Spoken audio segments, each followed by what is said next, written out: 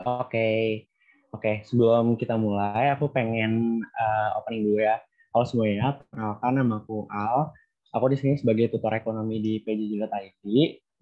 Maaf banget sebelumnya aku off cam karena ada takut kendala di jaringan atau sebagainya ya. Dan di malam ini kita bakal bahas soal SIMAK TKA Susum tahun 2019. Oke, sebelum kita masuk ke pembahasan soalnya, angka baiknya kita berdoa menurut kepercayaan dan agama masing-masing. Berdoa dimulai.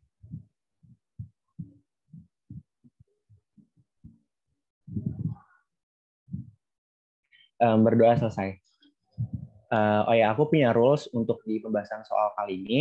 Buat kalian yang tahu jawaban atau pengen jelasin, boleh buat on mic, atau bisa juga kasih pendapat di kolom chat ya.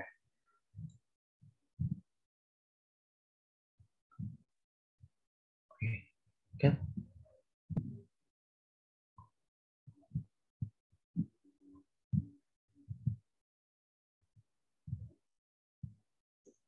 Oke. Aku kasih kalian waktu selama 1 menit. Mungkin kalian bisa jawab, nanti baru aku kasih kunci jawabannya. Di nomor 1, barang kebutuhan pokok biasanya memiliki permintaan yang bersifat titik-titik. Nah, jawabannya itu adalah elastis, inelastis, elastis uniter, elastis sempurna, atau inelastis sempurna.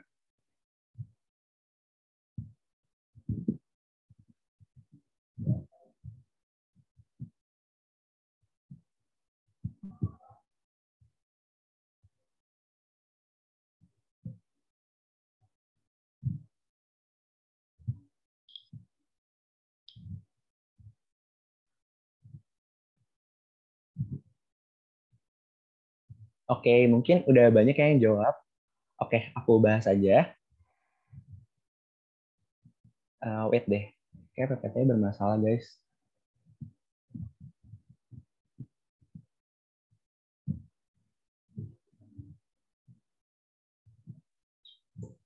Nah, jawabannya betul ya. Jawabannya itu adalah yang B, inelastis. Kenapa sih inelastis? Karena kita harus tahu dulu nih yang diminta soal itu apa. Karena di soal itu minta barang kebutuhan pokok nih, ini ada headline ya. Ada headline di mana barang kebutuhan pokok nih. Nah, biasanya itu memiliki permintaan. Nah, permintaan di sini mengacu kepada jenis elastisitas. Nah, karena kenapa sih elastisitas? Karena di kunci jawaban pun itu mendukung elastisitas gitu ya. Oke, kita bahas dulu dimulai dari kunci jawaban A nih. Elastis itu kenapa sih barang kebutuhan pokok itu bukan elastis? Karena pada dasarnya elastisitas itu adalah perubahan perubahan permintaan yang dipengaruhi oleh adanya perubahan harga gitu. Jadi ketika harga berubah, maka permintaan juga bakal berubah gitu. Nah, elastisitas mempunyai beberapa jenis nih. Ada elastis, ada inelastis, ada elastis uniter, elastis sempurna, dan inelastis sempurna. Kita bakal bahas satu-satu dimulai dari elastis dulu. Elastis itu bernilai positif. Kenapa sih bernilai positif? Karena perubahan permintaan itu lebih besar daripada perubahan harga ya. Oh ya, aku pengen tulis dulu rumusnya. Elastisitas sama dengan Q per P gitu ya. Di mana permintaan sedangkan jauh perubahan harga gitu. Nah, jadi ketika elastis, perubahan permintaan ini lebih besar daripada perubahan harganya, makanya bernilai lebih dari 1 gitu. Nah, elastis ini artinya adalah perubahan permintaannya lebih besar daripada perubahan harga gitu ya. Nah, contoh itu adalah barang mewah atau kebutuhan luxury gitu. Contohnya kayak barang-barang branded gitu ya. Nah, sedangkan inelastis itu bernilai negatif nih. Kenapa sih bernilai negatif? Karena perubahan permintaan di sini lebih kecil daripada perubahan harganya gitu. Nah, inelastis itu contohnya itu adalah kebutuhan pokok. Kenapa sih kebutuhan pokok itu jadi inelastis? Karena ketika kita membutuhkan sesuatu, pasti kan kita harus membelinya kan. Makanya ketika harga dari kebutuhan pokok itu meningkat, maka perubahan dari si permintaan itu nggak terlalu jauh gitu turunnya. Jadi masih dibilang kayak stabil lah. Makanya barang kebutuhan pokok itu cenderung inelastis gitu. Nah, ada juga nih elastis uniter yang nilai elastisitasnya itu adalah 91. Contohnya itu adalah kebutuhan sekunder atau barang yang mudah ditemui. Contohnya itu kayak barang elektronik, gadget, dan lain-lain gitu ya. Nah, terus selanjutnya adalah elastis sempurna nih, di mana elastisitasnya itu sebenarnya 0. Gitu artinya harganya itu tetap nih, tapi demand-nya berubah-ubah. Nanti dia kurvanya itu bakal horizontal gitu. Nah, contohnya itu adalah kebutuhan dunia kayak bensin, gandum, dan lain-lain gitu ya. Nah, terus selanjutnya adalah inelastis sempurna, di mana elastisitasnya itu adalah tak hingga gitu. Nah, kenapa sih tak hingga? Karena tidak ada perubahan demand meskipun nanti harganya itu berubah gitu. Contohnya itu adalah tanah, air, tanah dan air minum gitu ya. Jadi nanti ada kurva-kurvanya nih. Contohnya elastis. Elastis itu nanti kurva itu berbentuk landai ya. Gitu. Nah, terus selanjutnya kalau misalnya elastis sempurna, dia bakal horizontal gitu. Nah, kalau misalnya ini elastis sempurna, nanti kurva itu vertikal gitu ya. Oke, kita next. Nah, di nomor 2, manakah pernyataan yang benar mengenai utilitas total dan utilitas marginal? Kunci jawaban A, tidak ada hubungan yang jelas antara utilitas total dan utilitas marginal. Yang B itu adalah utilitas total sama dengan perubahan utilitas marginal dari mengonsumsi satu unit tambahan barang. Yang C itu adalah jika utilitas marginal menurun dan masih positif, utilitas total akan meningkat. Yang D, jika utilitas marginal meningkat dan positif, utilitas total akan meningkat. Yang E, jika utilitas marginal menurun, utilitas total juga menurun. Aku kasih waktu kurang lebih 1 menit, kalian bisa jawab di kolom chat.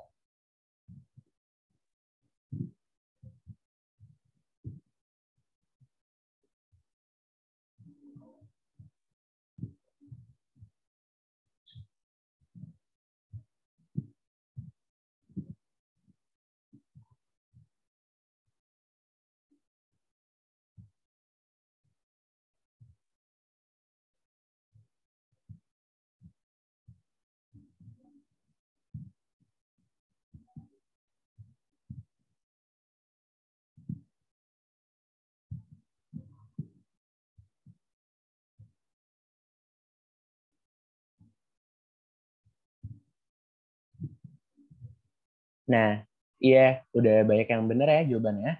Jawabannya itu adalah yang C. Wait deh. PPT aku nggak mau gerak, guys.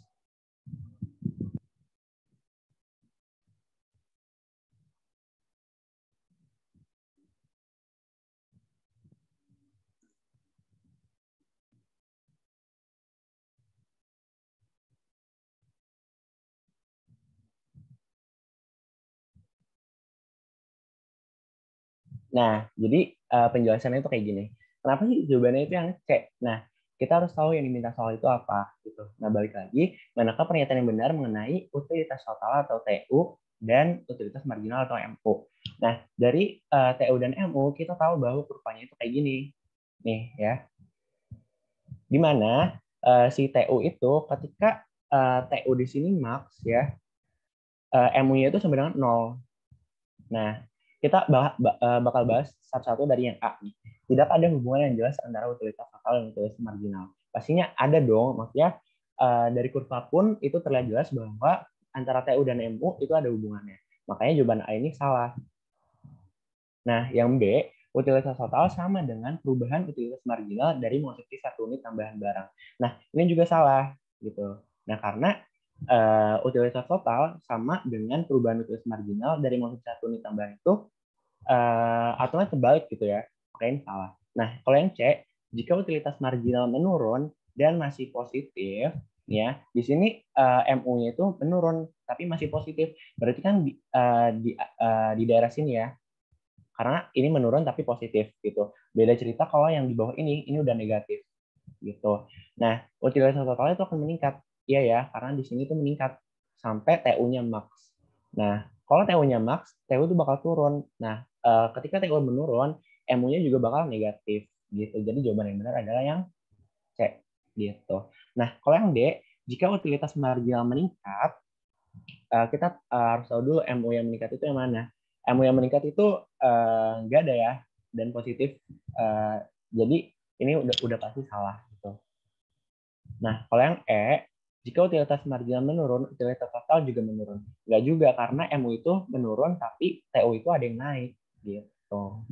Ya. Oke, kita next ya.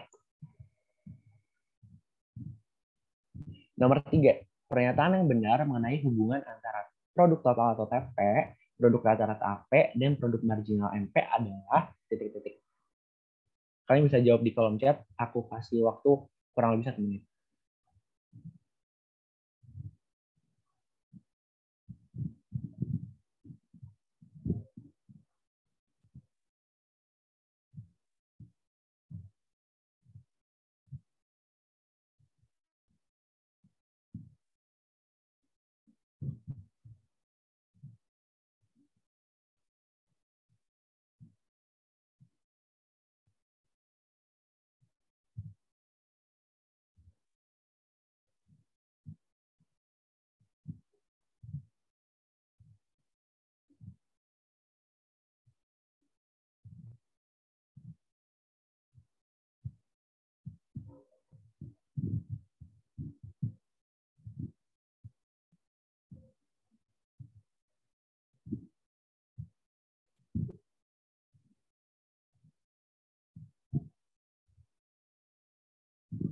Um, ada lagi yang mau jawab?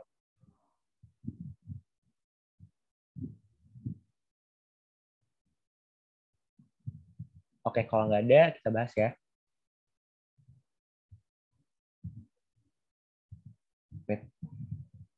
Sorry banget guys, PPT aku kadang kurang jalan gitu. Kenapa ya?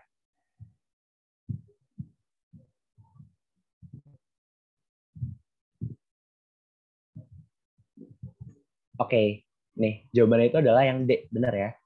Kenapa sih jawabannya yang D? Oke, kita bahas satu-satu. Nah, pernyataan yang benar mengenai hubungan antara TP, AP, dan juga MP nih. Apa sih gitu? Nah, kita tahu kalau misalnya dari jawaban, dari yang A dulu ya, MP itu lebih besar dari AP ketika kemiringan kurva AP negatif. Nah, kita harus tahu dulu berarti kan yang diminta soal itu mengenai kurva dari TP, AP, dan MP gitu. Nah, di sini aku udah tampilin kurva dari TP, AP, dan MP. Nah, kita analisa satu dari MP sama dengan lebih besar daripada AP gitu. MP lebih besar daripada sama dengan AP, itu tuh adanya di mana? Itu ada di stage 1 nih. Gitu. Nah, stage 1 ada di sini. Kenapa sih MP lebih besar dari AP di sini? Karena garis si MP ini nih, garis MP ini itu di atasnya si AP gitu. Nah, ketika kemiringan kurva AP negatif. Nah, enggak ya, harusnya AP ini positif karena dia naik gitu. Nah, makanya ini salah. Harusnya adalah positif. Nah, terus selanjutnya yang B, MP itu lebih kecil dari AP ketika kemiringan kurva MP positif. MP lebih kecil daripada AP itu ketika di stage 2 nih. Ya, di stage 2 ada di sini. MP-nya lebih kecil karena MP itu di bawah si AP gitu. Nah, kemiringan kurvanya positif, salah. Aturan negatif gitu ya. Kenapa negatif? Karena dia turun gitu. Nah, terus selanjutnya yang C, AP mencapai maksimum pada saat yang sama. TP mencapai minimum. Oke, kita harus cari tahu dulu AP mencapai maksimum ketika di mana? Di sini ya, di titik ini, itu MP sama dengan AP ini maksimum. Tapi TP-nya mencapai minimum nggak? Enggak, TP mencapai minimum itu ketika di stage 3. Nah, makanya ini salah juga gitu.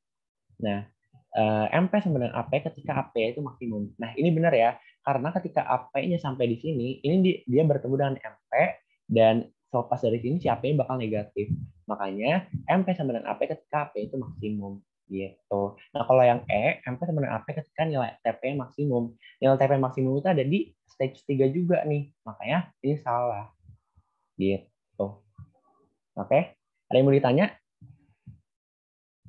Kak, aku gambarnya ngeblur ya. Oh iya, sorry banget guys kalau ngeblur. Oh, aku mau jawab Stefani Claudia Ezra. Kak, maaf mau tanya, yang tadi tuh TU-nya bisa turun terus sampai minus nggak? Kalau TU, dia bisa ya sampai minus terus, tapi nggak nyentuh negatif gitu. Tapi dia cenderung terus turun gitu. Tapi gambarnya kelihatan kan ya guys?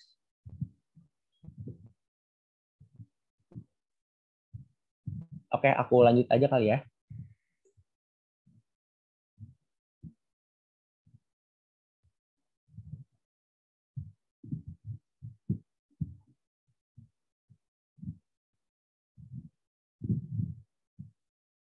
Oke, sorry banget kalau misalnya aku mau ganti slide selalu kayak gini.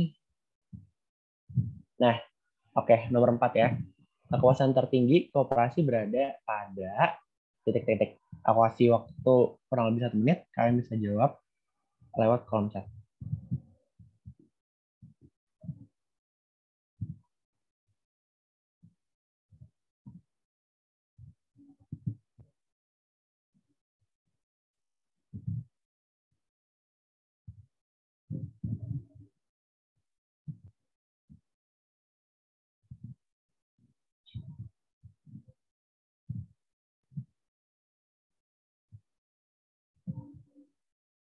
Oke, udah rame ya kayak.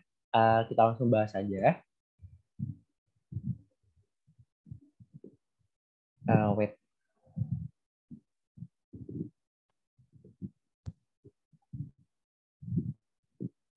Nah, jawabannya itu benar ya guys. Jawabannya itu adalah yang B gitu. Nah, oke kita bahas. Kekuasaan tertinggi koperasi itu berada pada apa? Nah, kita harus tahu dulu koperasi ini dia menganut sistem apa sih? Koperasi itu menganut sistem demokratis. Jadi, ketika koperasi memutuskan suatu hal, contohnya kayak pembahasan ADRT, terus pemilihan ketua, terus rapat dan lain-lain gitu. Nah itu bakal didemokratisin dulu dengan cara rapat anggota. Makanya kekuasaan tertinggi koperasi itu berada pada rapat anggota. Kenapa bukan manajer koperasi? Karena manajer koperasi ini cuma pengurus gitu. Jadi dia bukan memegang kekuasaan tertinggi. Terus juga karena prinsipnya itu demokratis, makanya setiap membahas sesuatu makanya harus dirapatin dulu gitu.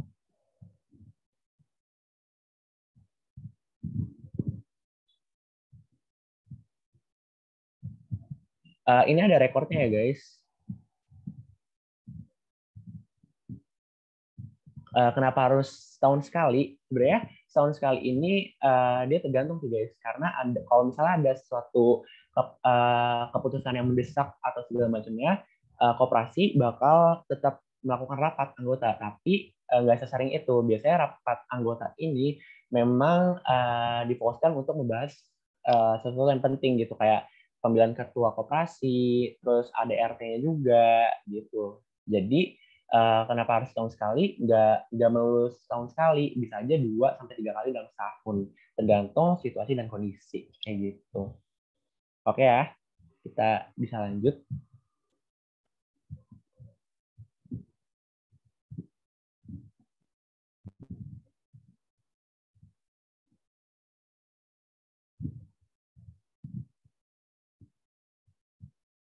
Nah, ini nomor 5.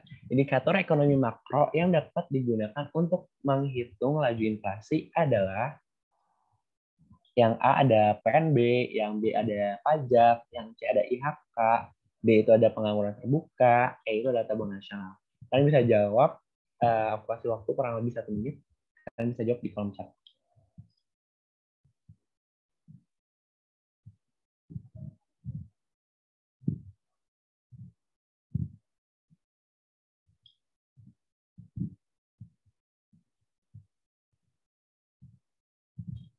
Nah, udah banyak yang jawab ya. Jadi benar guys, jawabannya itu adalah yang IHK. Kenapa sih yang IHK?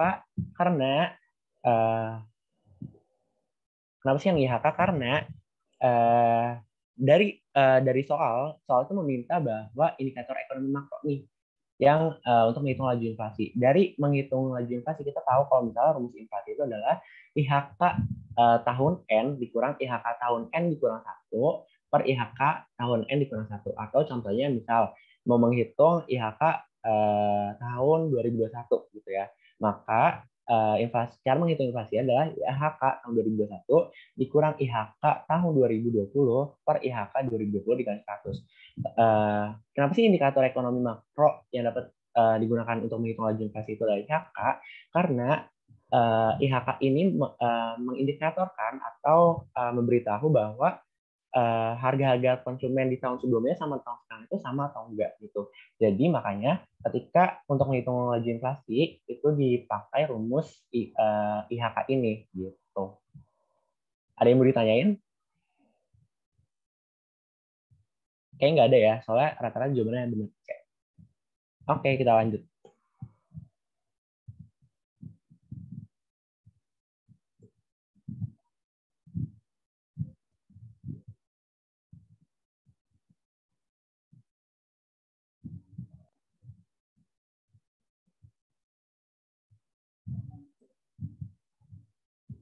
Nah, nomor 6. Bank Indonesia adalah bank sentral yang memiliki tugas-tugas utama sebagai berikut, kecuali titik-titik.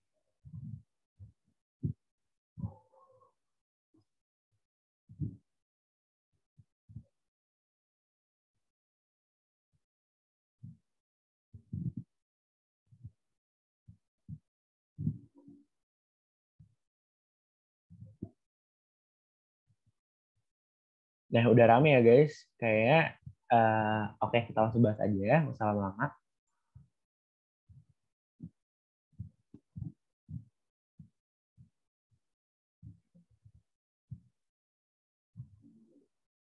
Nah, benar ya, jawabannya itu adalah yang E. Kenapa sih alasannya? Alasannya kenapa jawabannya itu E? Oke, dari soal ini kan mengindikasikan bahwa Bank Indonesia gitu atau Bank Sentral gitu. Nah, Bank Sentral ini memiliki tugas apa aja? Tugas utama dari Bank Sentral itu adalah memelihara kestabilan nilai tukar rupiah gitu. Nah, yang A nih, otomatis jawaban yang A itu adalah salah. Gitu. Nah, yang B menjaga kelancaran sistem pembayaran. Ini juga tugas Bank Sentral karena Bank Sentral itu dalam uh, ini ya mengatur lancarnya pembayaran antara internasional maupun di domestik. Terus selanjutnya yang C, melaksanakan kebijakan moneter. Nah, ini adalah emang tugasnya Bank Sentral gitu. Karena Bank Sentral itu mengatur kebijakan moneter ekspansif maupun kontraktif gitu ya. Nah, yang D, memelihara stabilitas sistem keuangan. Nah, ini juga benar mirip dengan yang jawaban yang A ya, makanya ini salah gitu. Nah, jawaban yang benar adalah yang E, menghimpun dana dari masyarakat. Kenapa yang E? Karena menghimpun dana dari masyarakat merupakan tugas utama dari bank umum. Yang nantinya bank umum bakal salurkan ke sistem kredit untuk pihak-pihak yang membutuhkan kredit. Kayak gitu. Oke ya. Next, nomor 7. Manakah pernyataan yang paling tepat terkait dengan pembangunan ekonomi? Kalian bisa jawab lewat kolom chat. Aku kasih waktu 1 menit.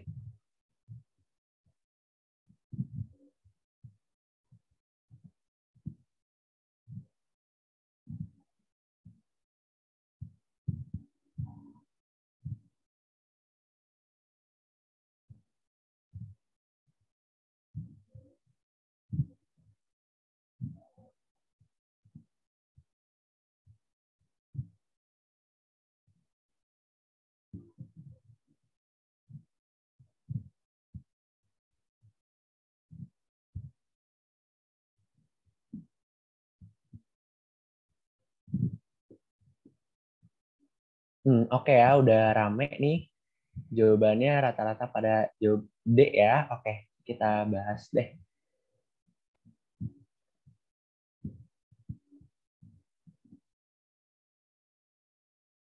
Oke, kita bahas. Nah, benar ya, jawaban itu adalah yang D. Kenapa sih jawabannya yang D? Oke, kita bahas satu-satu. Nah, kita harus tahu dulu pembangunan ekonomi itu apa. Pembangunan ekonomi itu nggak sama dengan pertumbuhan ekonomi nih.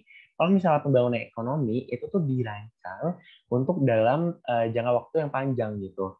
Jadi ketika pemerintah untuk memutuskan untuk melakukan pembangunan ekonomi, maka pertumbuhan ekonomi dimasukkan ke dalam aspek pembangunan ekonomi gitu. Nah, dari pernyataan yang A gitu ya, pembangunan ekonomi hanya melihat kenaikan pendapatan nasional dan output. Nah, ini salah karena ini adalah indikasi bahwa pertumbuhan ekonomi gitu, kenaikan pendapatan nasional dan output gitu ya. Terus yang B, pertumbuhan ekonomi selalu disertai dengan pembangunan ekonomi. Enggak, ini terbalik ya. Karena harusnya pembangunan ekonomi selalu disertai dengan pertumbuhan ekonomi. Terus selanjutnya yang C, pembangunan ekonomi dengan pertumbuhan ekonomi adalah sama. Salah juga. karena dari penilaian aspek dan lain-lainnya juga udah beda banget gitu. Nah, kalau yang D, pembangunan ekonomi harus memperhatikan pemerataan dan distribusi pendapatan. Nah, ini benar ya. Kenapa sih harus memperhatikan pemerataan dan distribusi pendapatan? Karena dalam aspek pembangunan ekonomi yang dilihat itu adalah pendapatan ini rata nggak sih dari suatu negara gitu ya. Kalau misalnya yang pembangunan ekonomi itu tidak mempertimbangkan permasalahan alokasi sumber daya, enggak, karena pembangunan ekonomi itu melihat uh, alokasi sumber daya juga gitu. Contohnya kayak di Jawa itu kan terlalu banyak pangan ya, sedangkan kalau misalnya di Kalimantan terlalu banyak tambang gitu-gitu ya. Jadi biasanya pembangunan ekonomi itu di-develop untuk jangka panjang dan melihat banyak aspek gitu. Oke, kita next ya. Nomor 8 nih. Perusahaan Penatu Nabira membeli sabun cuci pakaian 250.000, cairan pelembut dan pengharum 200.000, dan cairan pelicin pakaian 200.000. Pemakaian bahan-bahan tersebut akan mengakibatkan akun titik. Kalian bisa jawab di kolom chat. Aku kasih waktu 1 menit.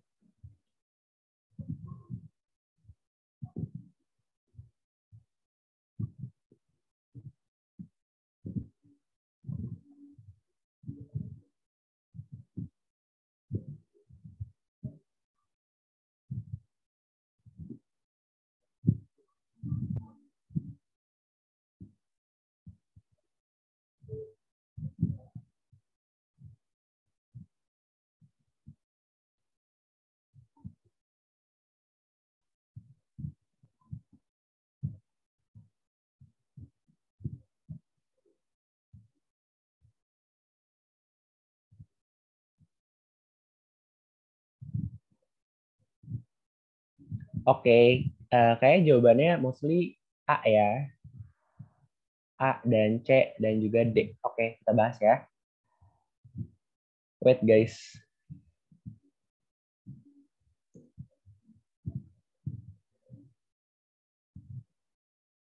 Nah, jawabannya itu adalah yang C ya. Kenapa sih yang C gitu? Kenapa bukan yang A? Oke, kita harus soal simak rada-rada harus dianalisis gitu ya. Jadi perusahaan Penatu Nabira ini membeli sabun cuci pakaian nih. Dia udah beli sebesar 250.000. Terus dia juga membeli cairan pelembut dan pengharum 200.000. Cairan pelicin pakaian juga 200.000. Nah, tapi yang soal minta adalah pemakaian bahan-bahan tersebut. Nah, itu kalian mungkin nggak fokus ke sana gitu ya. Makanya ketika ada kata kunci di sini pemakaian, itu dia mengakibatkan beban ya, beban yang bertambah. Kenapa sih beban? Karena kita harus tahu dulu sabun cuci, cairan pelembut, dan pelicin itu termasuk jenis akun perlengkapan.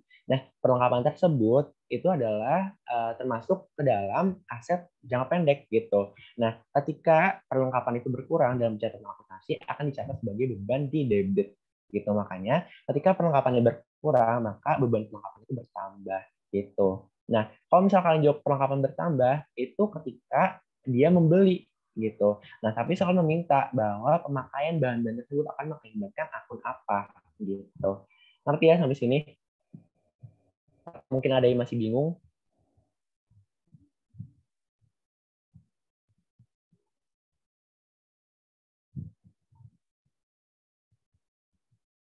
Oke, paham ya. Kita next.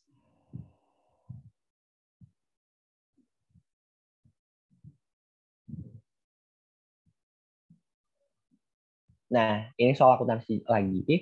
Nomor 9. Berikut ini adalah data perhitungan harga pokok penjualan perusahaan Dianera untuk dua periode 2017 dan 2018. Nah, berdasarkan laporan tersebut, kesalahan dasar yang dilakukan oleh bagian akuntansi Dianera untuk tahun 2018, asumsi itu tidak ada kesalahan lainnya nih, adalah titik-titik. Kalian bisa langsung jawab di kolom chat, aku kasih waktu 1 menit.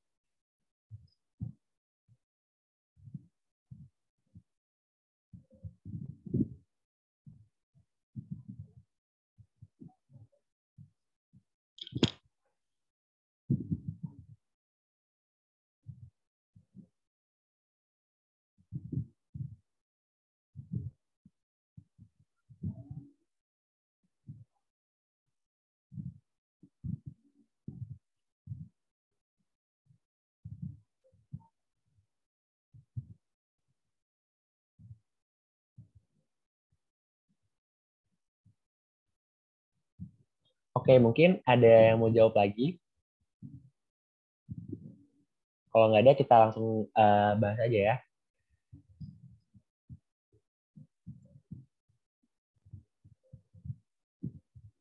Nah, oke. Jadi jawaban itu adalah yang C. Ya. Dari soal, kita tahu kalau misalnya perusahaan di Andera tuh mempunyai akun akunnya begini gitu ya. Dari persediaan awal 2017 dari 2 juta ke 5 juta, kemudian awal dari 130 juta jadi 150 juta, tersedia dijual itu 132 ke 155, persediaan akhir dari 3 juta ke 3 juta, harga pokok penjualan atau HPP dari 135 ke 152. Nah, eh, soal minta kalau misalnya kesalahan yang paling dasar nih, apa sih kesalahan paling dasarnya? Oke, kita analisa satu. Nilai persediaan akhir salah. Nah, nilai persediaan akhir itu yang mana? Yang ini kan. Kenapa sih salah? Kita harus tahu dulu rumus dari nilai persediaan akhir kan. Kalau misalnya persediaan awal ditambah pembelian dikurang tersedia dijual. Nah, hasilnya itu bener nggak segini? Bener ya, gitu. Nah, makanya ini tuh bukan kunci jawaban yang kita mau. Terus harga pokok penjualan salah. Harga penjualan kayaknya juga benar ya kalau misalnya dilihat dari analisis datanya. Nah, makanya ini juga salah. Nah, kita sebenarnya kalau kalian teliti gitu ya, ini tuh pasti kalian udah tahu sih yang mana yang salahnya. Sebenarnya yang salah itu ada di nilai persediaan awal gitu. Nah, kenapa nilai persediaan awal salah? Karena ketika pada penutupan di 2017 ini nilai persediaan akhirnya kan 3 juta ya. Maka di 2018 nilai persediaan awalnya juga harus 3 juta. Kenapa? Karena setiap habis nutup akun atau nutup periode gitu ya, maka value atau jumlahnya juga bakal sama di tahun selanjutnya. Gitu. Makanya jawaban yang paling tepat itu adalah nilai persediaan awal salah. Gitu. Ngerti ya guys?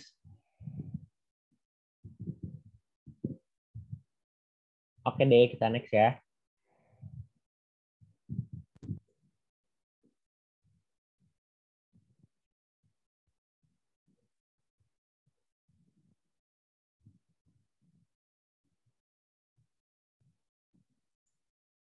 Oh, oke. Kita langsung ke nomor 10 nih.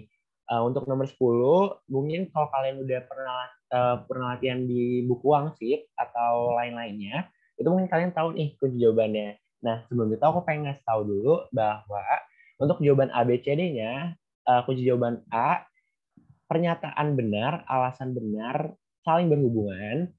Yang B, alasan benar, pernyataan benar, alasan benar tidak berhubungan. Yang C, alasan benar, pernyataan benar, alasan salah. Yang D, pernyataan salah, alasan benar. Yang E, keduanya salah. Atau kalian mungkin bisa bilang pernyataan benar atau alasan salah aja sih di kolom chat. Oke, aku tunggu jawabannya di kolom chat kurang lebih 1 menit.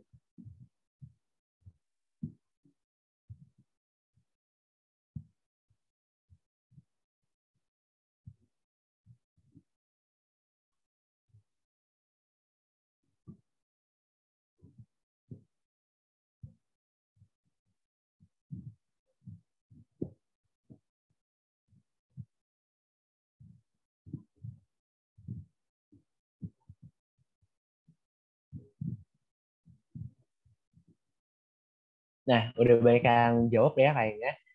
Pada banyak jawab yang B nih. Nah, oke, kita bahas ya. Wait, guys.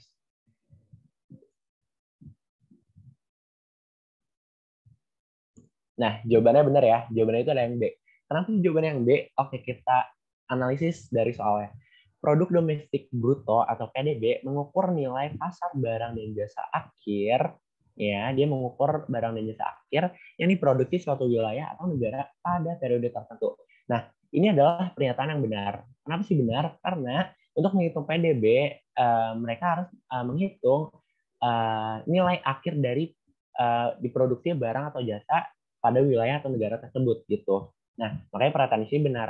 Nah, alasannya kita cek nih. PDB per kapita diperoleh dengan cara nilai PDB nominal dibagi dengan jumlah penduduk. Nah, ini juga benar. Kenapa? Karena untuk menghitung nilai PDB per kapita harus dibagi dengan jumlah penduduk ya. Gitu. Nah, pernyataan benar, alasan juga benar nih. Tapi kira-kira berhubungan nggak ya? Kalau menurut aku dan menurut teman-teman aku sebelumnya, ini tuh nggak berhubungan. Kenapa nggak berhubungan? Karena pernyataan ini membahas tentang perhitungan PDB. Sedangkan kalau yang alasan yang menghitung PDB per kapita, makanya tidak berhubungan dan tidak ada korelasinya. Makanya jawaban itu adalah yang B.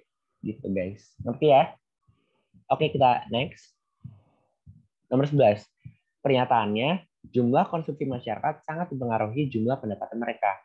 Alasannya, makin besar pendapatan seseorang, makin besar dana yang dapat digunakan untuk konsumsi. Aku tunggu jawabannya di kolom chat kurang lebih 1 menit.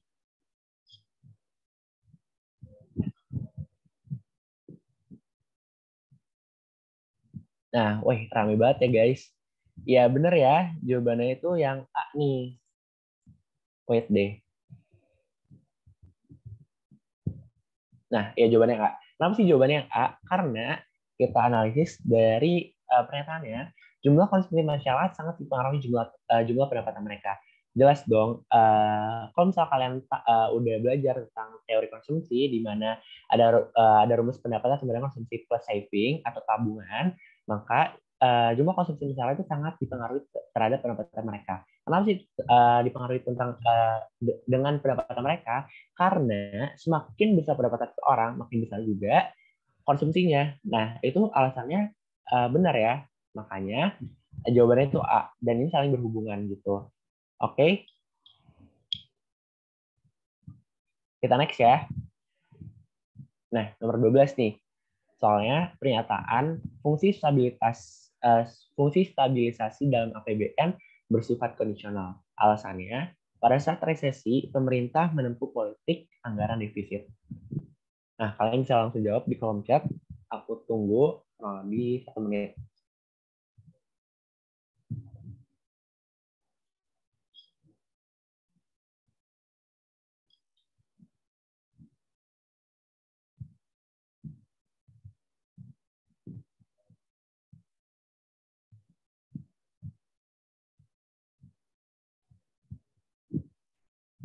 Nah, ramai banget ya guys. Pada jawab B nih. Ada jawab A juga ya. Oke, kita langsung bahas.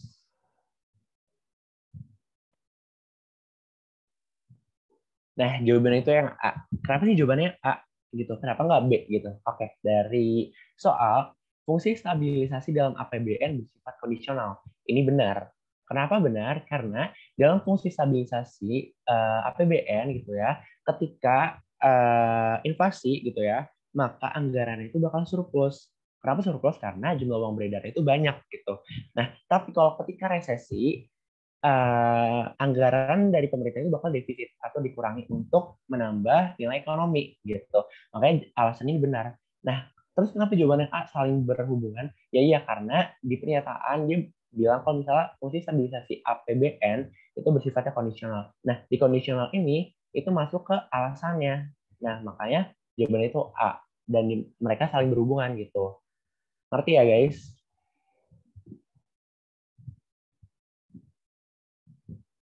Oke, kita next ya. Nah, nomor 13 nih. Yang dapat menggeser kurva penawaran suatu barang makanan adalah titik-titik. Oke ya, untuk pilihan ABCD-nya, aku lupa ya, kalau misalnya A itu adalah 1, 2, dan 3, B itu 1 dan 3, C itu adalah 2 dan 4, D itu adalah 4 aja, yang E itu semuanya.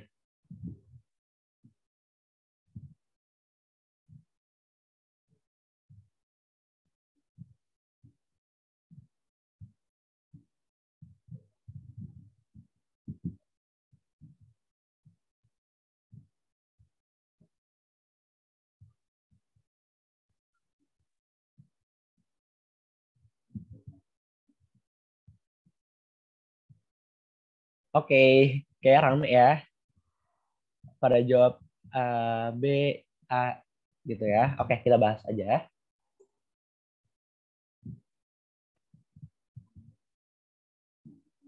Jawabannya itu adalah yang B ya. 1 dan 3. Kenapa sih 1 dan 3? Kenapa nggak 2? Kenapa nggak 4 gitu? Oke, kita bahas dulu satu-satu. Yang dapat menggeser kurva penawaran ke kanan. Oke ya. Jadi ini kalau misalnya membahas permintaan dan penawaran, kita harus tahu dulu konteksnya. Kalau penawaran berarti kan kita jadiin diri kita sebagai pedagang gitu ya. Nah, kalau geser ke kanan berarti kan kita menambah penawarannya gitu ya. Makanya kalau yang satu peningkatan teknologi. Nah, ini benar. Kenapa? Karena ketika teknologi dalam perusahaan kita meningkat, maka jumlah produksi itu semakin efisien dan semakin banyak. Makanya kurva penawaran itu bakal bergeser ke kanan. Yang dua, sorry, kenaikan harga barang tersebut. Nah, kita harus tahu dulu nih, kenaikan harga ini tuh dia menggeser atau bergerak gitu di kurvanya. Makanya yang dimaksud dengan menggeser dan bergerak itu apa sih, Kak? Oke, aku bahas ya. Jadi ini adalah kurva uh, penawaran ya, dia. Nah, maksudnya bergeser itu adalah geser beneran gitu, kanan gitu. Dia ke kanan beneran. Tapi kalau bergerak dia cuman di sepanjang kurva aja gitu. Ngerti ya? Nah, iya gitu guys. Jadi kayak gitu.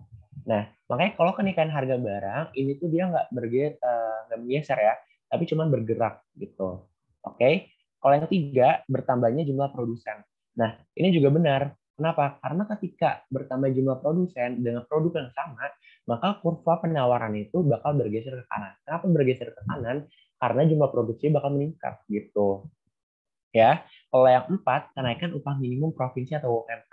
Nah, ini tuh salah. Kenapa salah sih? Karena ketika kurva penawaran dan terjadi kenaikan upah, dia tuh nggak apa ya, nggak ada dampaknya kepada kurva penawaran. Karena kalau kenaikan pendapatan itu bakal menggeser kurva permintaan ke kanan gitu. Jadi bukan kurva penawaran. Jadi nomor 4 ini salah. Jadi jawaban itu adalah 1 dan 3 gitu guys. Ngerti ya? Oke, kita next. Nomor 14 nih.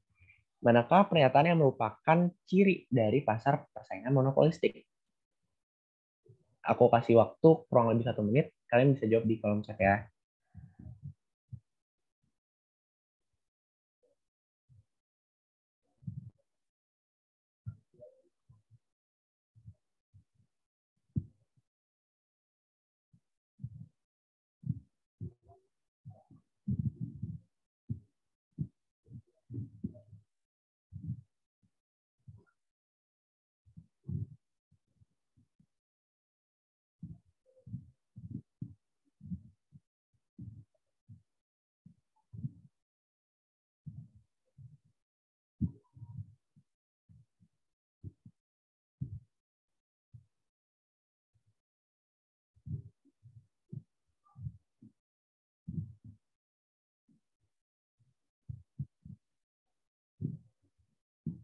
Oke, mungkin udah ada yang jawab ya. Macam-macam nih, ada yang jawab A, B, gitu ya. Oke, kita langsung bahas aja kali ya.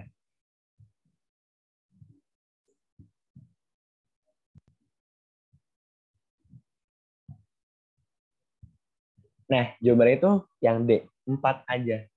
Kenapa sih bukan yang 1, 2, dan 3 gitu? Oke, kita bahas satu-satu. Nah, manakah pernyataan yang merupakan ciri pasar persaingan monopolistik? Ingat guys, kalau misalnya pasar persaingan monopolistik itu tidak sama dengan pasar monopoli gitu. Jadi ini berbeda gitu ya. Kita analisis dari pernyataan nomor 1, setiap perusahaan memiliki monopoli power yang tinggi. Nah, monopoli power tertinggi ini adalah pasar persaingan monopoli gitu, bukan monopolistik. Jadi ini salah gitu ya. Nah, oh ya, monopolistik. Kalau kalian belum belajar tentang jenis-jenis pasar, bahwa persaingan monopolistik ini adalah pasar yang banyak produsennya, tapi dengan uh, produk yang berbeda gitu. Maksudnya produsen satu dengan yang lainnya memiliki spesialisasi produk, tapi banyak gitu. Contohnya apa? Contohnya kalau kalian pernah ke street food, itu kan kalian tahu ya bahwa satu dan yang lainnya punya produksi masing-masing gitu. Contohnya ada yang jual apa tuh pentol gitu ya, pokoknya yang gitu-gitu deh. Nah itu adalah termasuk pasar monopolistik. Oke, kita balik lagi. Pernyataan nomor 2, kurva permintaan berbentuk upward sloping. Ini salah. Kenapa? Karena kurva dari monopolistik itu adalah landai gitu. Nah, kalau oligopoli itu adalah patah, kalau monopolistik itu adalah landai. Jadi pernyataan nomor 2 ini salah ya. Gitu. Nah, pernyataan nomor 3 nih. setiap perusahaan berproduksi dengan biaya rata-rata minimum agar labanya itu maksimum. Ini juga salah. Kenapa sih salah? Karena ketika perusahaan itu berproduksi dengan biaya rata-rata minimum, maka labanya juga bakal minimum. Kenapa? Karena gini, untuk mencari laba maksimum itu kita bisa dapat rumus dari MR sama dengan MC gitu, atau marginal revenue sama dengan marginal cost-nya. Ketika marginal cost-nya itu minimum, marginal revenue bakal minimum gitu. Beda dengan cerita kalau misalnya marginal cost-nya itu bertambah, bakal marginal revenue juga bakal bertambah. Kayak gitu guys. Nah, kalau yang nomor 4, siap perusahaan menghasilkan produk yang unik. Nah, ini benar gitu. Kenapa? Karena pasar persaingan monopolistik yang tadi aku bilang, itu dia punya spesialisasi produksinya sendiri-sendiri, tapi banyak gitu produsennya. Ngerti ya? Mungkin ada yang mau ditanyain?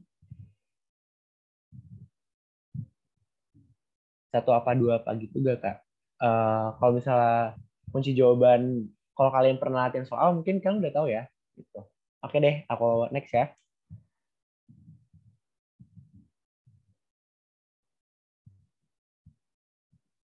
Nah, terakhir nih, nomor 15. Manakah pernyataan yang merupakan manfaat dari perdagangan internasional? Kalian bisa langsung jawab di kolom chat. Aku tunggu kurang lebih 1 menit ya.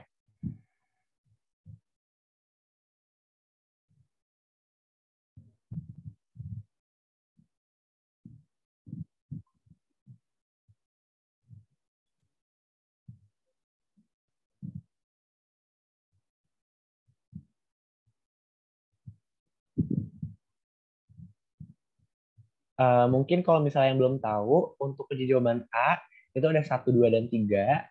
Yang B, 1 dan 3. Yang C, 2 dan 4. Yang D, 4 aja. Yang E, semuanya. Semua benar. Gitu.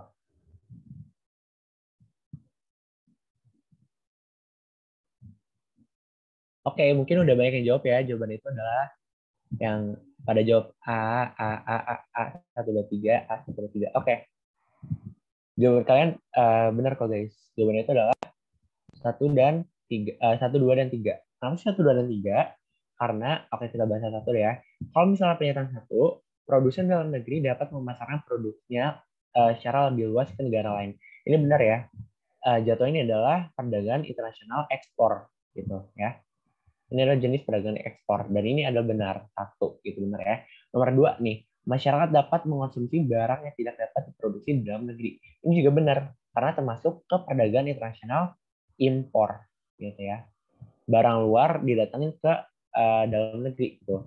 Nah, yang tiga, masyarakat memperoleh pilihan produk yang lebih banyak. Ini juga benar karena banyak perusahaan kayak di perusahaan Singapura datang ke Indonesia itu untuk jadi kompetitor perusahaan lokal. Dan ini termasuk ke perdagangan internasional gitu. Nah, kalau nomor 4 ini salah. Kami salah karena nilai mata uang dalam negeri menjadi lebih kuat. Ini enggak ya. Kalau misalnya nilai mata uang negeri menjadi lebih kuat itu karena adanya uh, ekspor terus ya. Kalau misalnya ekspor terus, maka kurs dalam negeri itu bisa nguat gitu. Beda dengan yang impor. Nanti kurs dalam negeri itu lagi lemah kayak gitu. Paham ya guys?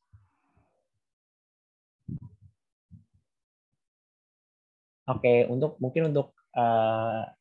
mungkin untuk pertanyaan pribadi mungkin bisa chat di Instagram aku.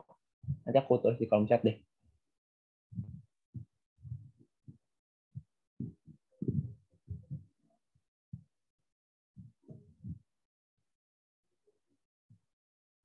Oke ya. Nah, mungkin pembahasan soal kali ini cukup sampai di sini. Kalau misalnya kalian mau nanya-nanya soal SIMAK atau kalian bingung nih tentang materi ekonomi, kalian bisa banget chat aku di Twitter maupun di Instagram. Feel free banget. Kalau misalnya aku ada waktu luang, bakal aku balas. Dan mungkin cukup sekian sih dari aku.